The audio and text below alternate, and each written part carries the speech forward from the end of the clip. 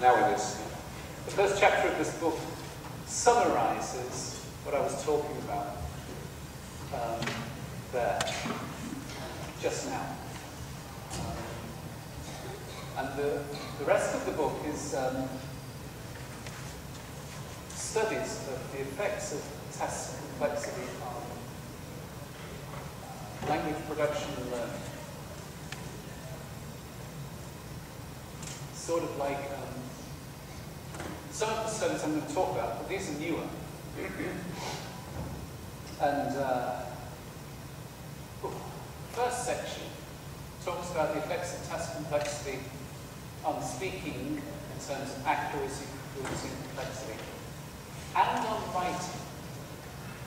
I think speaking and writing can be affected by task complexity. No studies of the effects of task complexity on listening comprehension, but that's implicit in a sense in the studies of the effects of task complexity on speaking, which is a response to what people hear.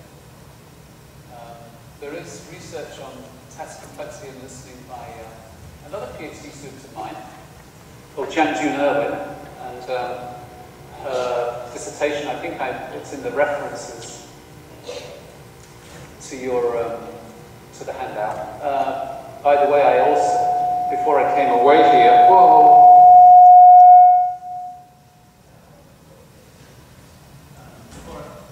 couple of nights ago, I decided to expand those references because now there are lots of increasing number of studies of this in all parts of the world. Interestingly, in South Africa and Iran, Arab world, not just Iran, but other parts of the Arabic-speaking world, as well as in Europe. So the first section of database studies looks at the effects of accuracy and complexity on speaking and writing. The third part of the book looks at, the effects of task complexity on interaction and uptake. We think that increasing task complexity will lead to greater amounts of interaction. No doubt about that. But will it also lead to greater memory for information provided during interaction? For example, I don't know if you know this term, what's called implicit negative feedback in the form of recasts. If you know anything about instructed second language acquisition, you know that there's been 10 years of work now on the effectiveness of recasts versus models on language learning. A recast is where one person takes what the other person said, very common in child-parent interaction, and changes it to modify it in a more grammatical way. So I go to school yesterday. Oh, you went to school yesterday? How was it? Yeah. Modifying go to went to recast. But what we're interested in is not just whether more complex tasks lead to more interaction, negotiation, recasts, but whether or not there's greater retention of the recast information by the learner, and whether it leads to modification of their interlanguage. So using pre- and post-test designs, there's a couple of interesting studies in this book that look at the effects of task complexity and the increased interaction it leads to on uptake of recasts targeted, for example, at past tense morphology, or whether or not more complex tasks lead to what Merrill Swain calls, I did that, language-related episodes, which we think are good for language learning, for reasons that Merrill Swain talks about, where people, during communication, pause to discuss with each other the kind of language that should be used, language-related episodes. And the final section of the book is about individual differences. And I never have time to talk about those, but they are very, very important. For reasons I've said, that the ability to respond to complex task demands by what used to be called pushing output, stretching into language. These are metaphors that didn't have much substance in the 1980s and 1990s when they were used. Whether or not people push and stretch their interlanguage by attempting more complex grammatical morphology or attempting more complex syntax on complex tasks, whether or not those task demands are mediated in some way by individual differences that learners bring to tasks. This is an important issue because, just to use the example I gave before, we think a there and then task is going to be more cognitively and conceptually demanding than a here and now task. Or, for example, explaining why an argument occurred at work is going to be harder, cognitively more demanding, than saying exactly what happened at work. Additionally, explaining requires some kind of reasoning from mental states to the actions. Whether or not the ability to meet complex task demands with additionally more complex syntax, grammatical morphology, whether it's mediated by individual differences that learners bring to tasks. Now, we know that some people are really good at understanding and thinking about why other people did things. There are individual differences in the ability to reason about mental states. Some people are pretty good at that, and they go into jobs that require that ability. Advertising and sales, right? Knowing when to make the sales pitch, what to say, what the customer is thinking, so you can push the sale through. Politics. All of these jobs that require understanding and, to a certain extent, manipulating other people's thoughts require that mind-reading ability and the ability to use language to express it. We know that people differ in their ability to perform this basic mind-reading, understanding what other people are thinking ability. As I've told you, some people have a deficit in this. It's called autism. Yeah?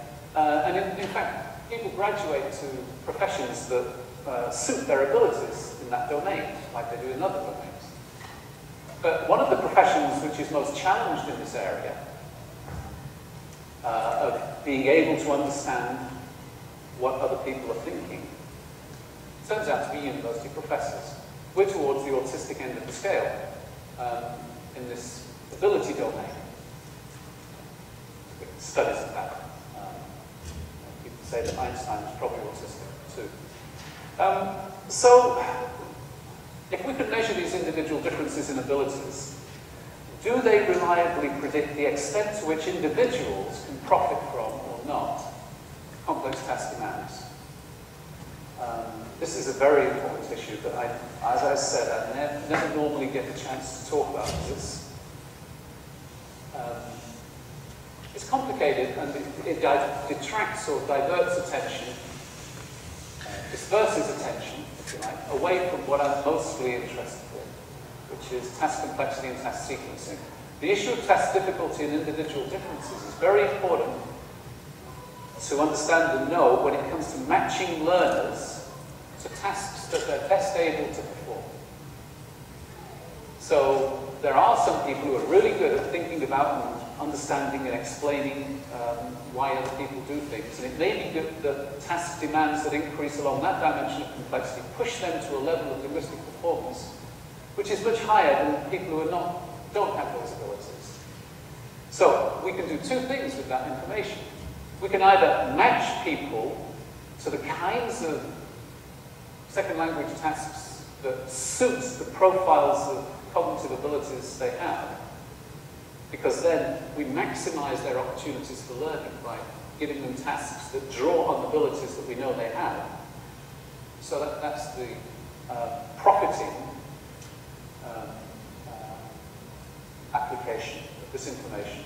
Matching learners to tasks that they're best able to accomplish and learn from. Or we can also use that information to support learners who have low in the abilities that a particular test draws on, by giving them more practice opportunities, if you like. So this is really individualizing instruction. It's called task ability, task complexity, profile matching. Quite complicated. And that's what the fourth section of this book is all about. Now, I'm going to go on and talk about some research studies that follow on from the ideas that I've been talking about, and talk about measurement indices, how we measure. Look at the results of some of these studies. At this point, let me just ask again, does anybody have any questions at this point? Okay, let me move on then. So, what I'm talking about, is this water? Coffee. Oh, this is water. Coffee. So the cognition hypothesis, this is, remember I talked about Richard Kroll, the idea that conceptual development pushes linguistic development. Applied to second language tasks, the basic idea is that progressively increasing the complexity, cognitive complexity of tasks pushes second language development. The basic pedagogic claim is that sequencing tasks from simple to complex is the best way to maximize learning in instructional programs.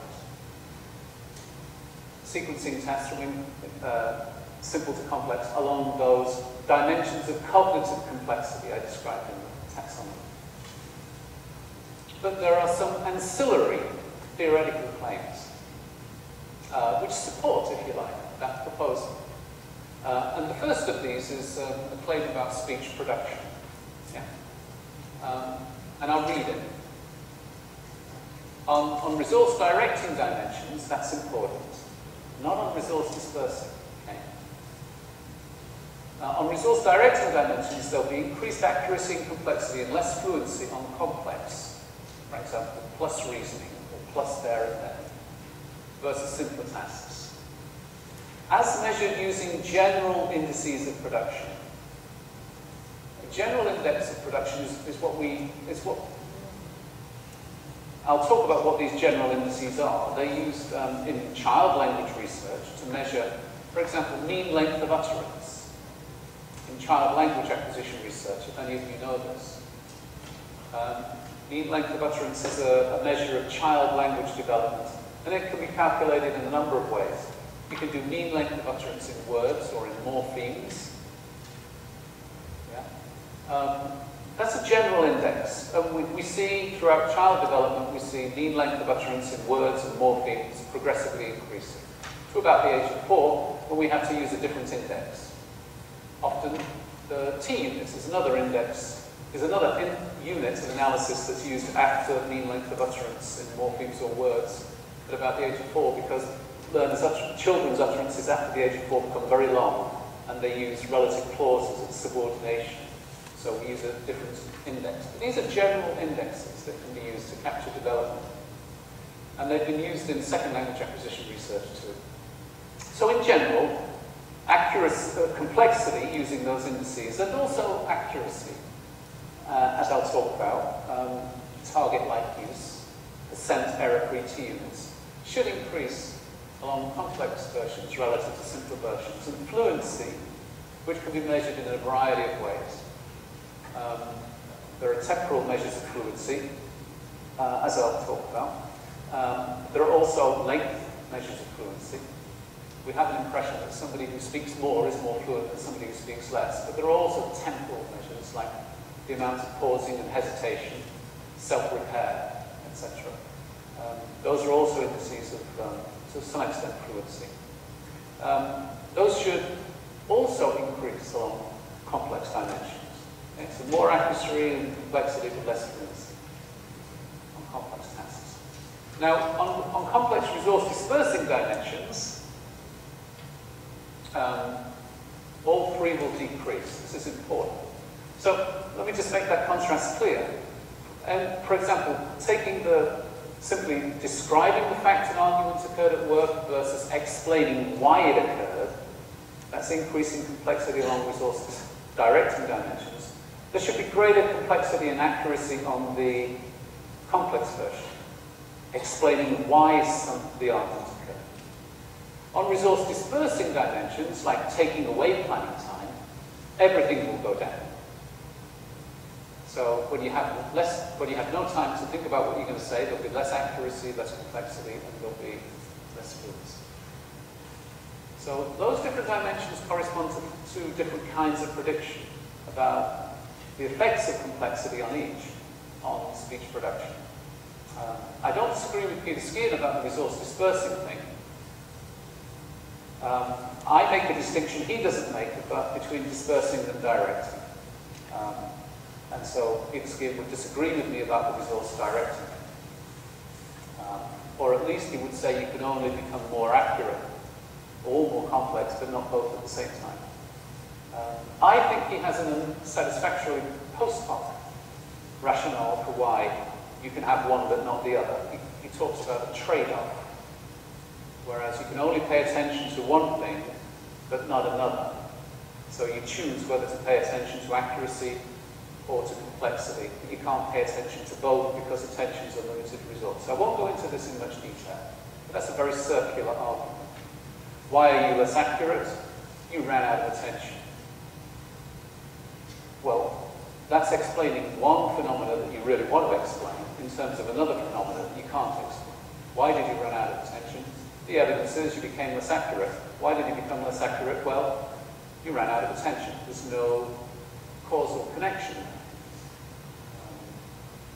So, I think it's an unsatisfactorily post hoc explanation for the phenomenon. And I think that in many cases, paying attention to accuracy will increase complexity as well. If you're thinking hard about what psychological state term to use, wonder, thought, believe, right? You're trying to choose the right one. That forces you to also use the syntactic subordination that accompanies that psychological state term.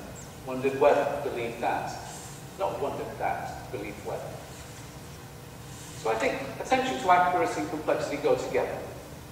I don't think they can logically be separated many times. So those are the predictions, and I'll talk about one of my students' work. Ishikawa graduated in 2008. Thank goodness. Now at Soka Women's College. In fact, his dissertation is reported in one of the chapters in this book. Something. This is what he did. He was looking at the effects of intentional reasoning demands that I've talked about. Monologic tasks, that's just one person. Like leaving a message on the answer phone. And as I've said, intentional reasoning involves explaining the causes of behavior in terms of psychological mental states. Emotional, angry, desire, want, cognitive, no. There are also physiological.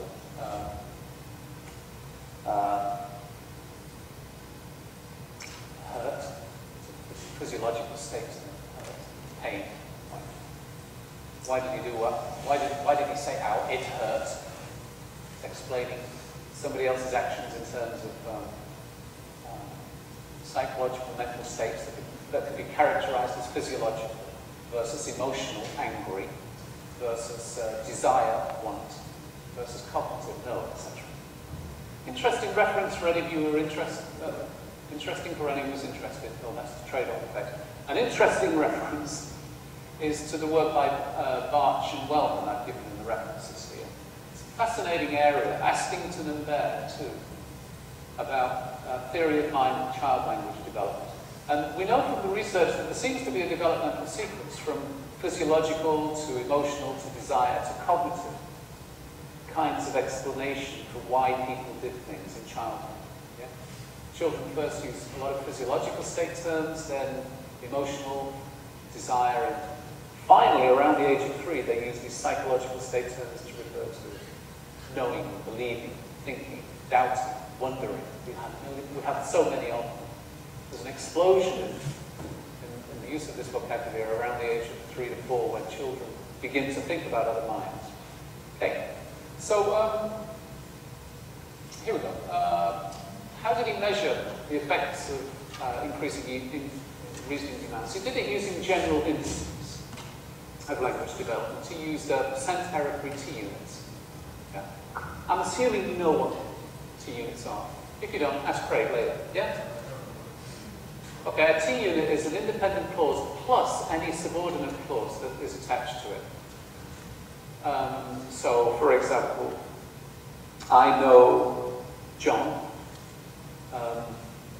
I know John and, sorry, I know John who is married to Mary. Those would both be one T-unit. In the first case, there's an independent main clause. In the second case, there's a main clause plus a subordinate clause, but they're both one T-unit. And so you can capture complexity by looking at the number of S-nodes or clauses per T-unit. Yeah? Yeah. I know the man who is married to Mary, who came to my sister's wedding, which was last week, is one T-unit with 4 subordinate clauses. It's complex. Anyway, so accuracy, he measured it in terms of the percent error-free T-units, however complex they were. And just looking at whether or not any error was made. This goes back to Larson Freeman in the 1970s, a generally acknowledged way of measuring differences in accuracy of production, global differences. And I've got some examples. He measured complexity in number of S-nodes per T-unit. Yeah. So I went to the store is 1 T-unit. I went to the store and bought a Coke is 2 T-units. And bought a Coke is subordinate. It depends on I, right? Subject of the main or matrix clause. I went to the store and bought a Coke. 1 T-unit, 2 S-nodes, bought and went.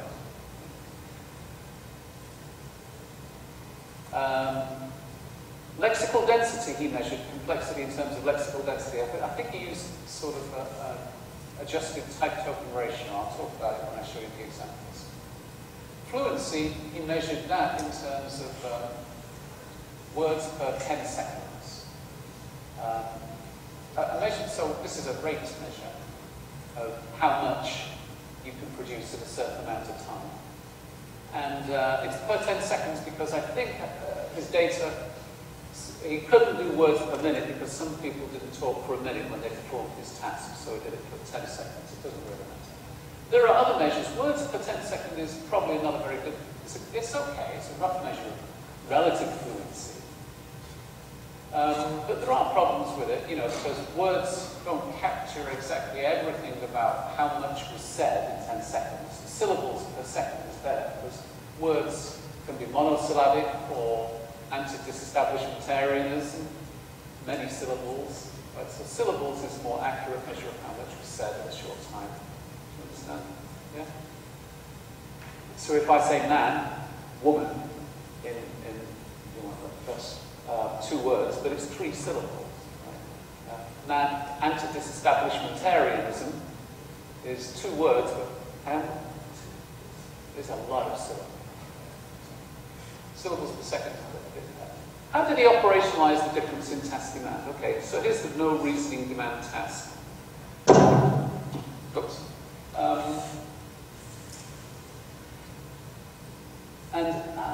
Right, so this is like just describing what happened. And I'm going to have to paraphrase this because I don't have all of his materials. But he gave the learners information about things, each person, and information about each person.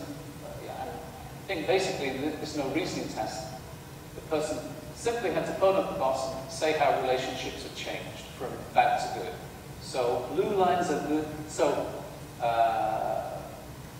and red lines are forwards. Okay. Okay. So relationships have changed. Kate likes John, and John likes Nick.